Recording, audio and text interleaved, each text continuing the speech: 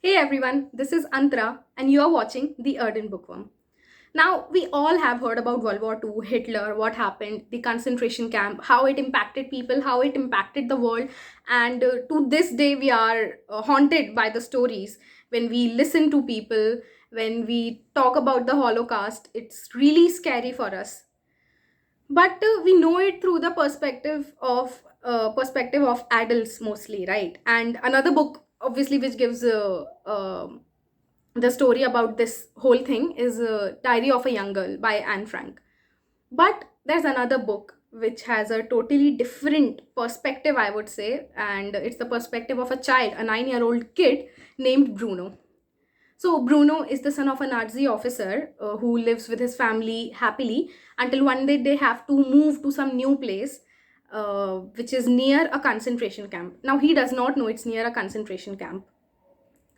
So, Bruno, when he goes to the new place, he's very curious, why we are here, why are we away from our people, and why are there people in stripped pajamas on the other side of the fence. So, being a curious child, being a curious kid, and he's really bored by whatever is happening, he goes on to explore nearby places. And his family also leaves him like that, that okay, he's bored, let him be, let him play.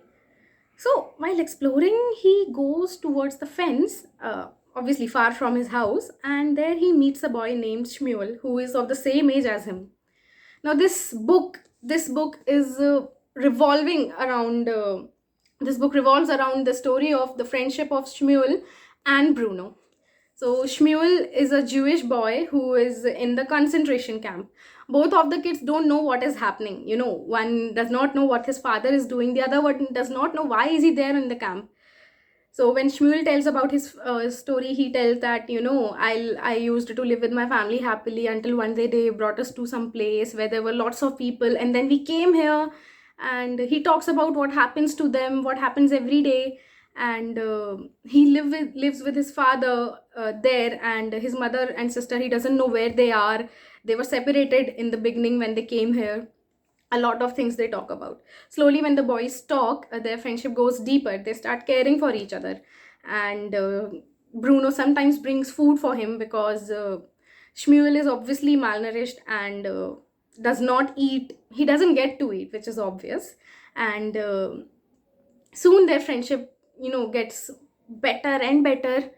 And one day, Bruno decides to go to the other side of fence. Now what happens on the other side of fence is the mystery, and for that, to know that, you will have to read the book. Now if I talk about it, so the book highlights how the the how differently people see the world, how differently kids see it and the adults see it. The novel portrays the Holocaust through the innocent eyes, innocent perspective of a child. And I really liked how the author captured the curiosity and wonder of a child while addressing such a heavy theme. Now World War II is not a light theme to be discussed. Concentration camp, talking about it, that too from a 9-year-old's perspective, with questions like why is this happening, why is that happening, makes us question that, you know such simple questions, and yet with such deep meanings.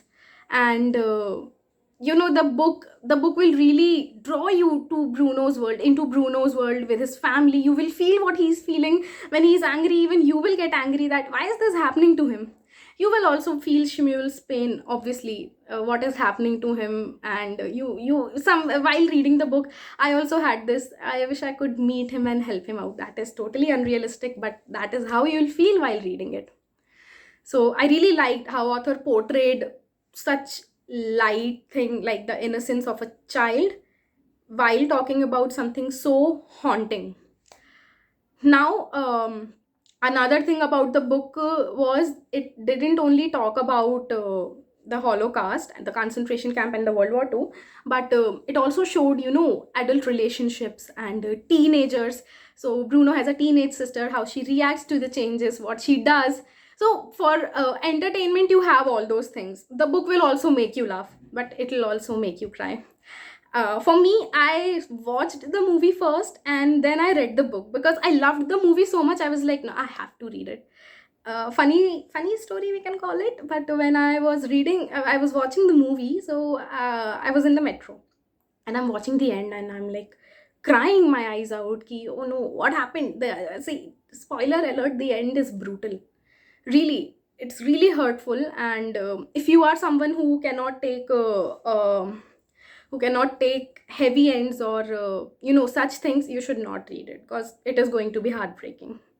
Now, the negatives of the books are, some people say that because of the childlike perspective, the seriousness of the issue, the severity has not been portrayed properly. It is like, somewhere decreased. But anyways, I understand that we are thinking and reading from a 9-year-old's perspective. You cannot get that serious.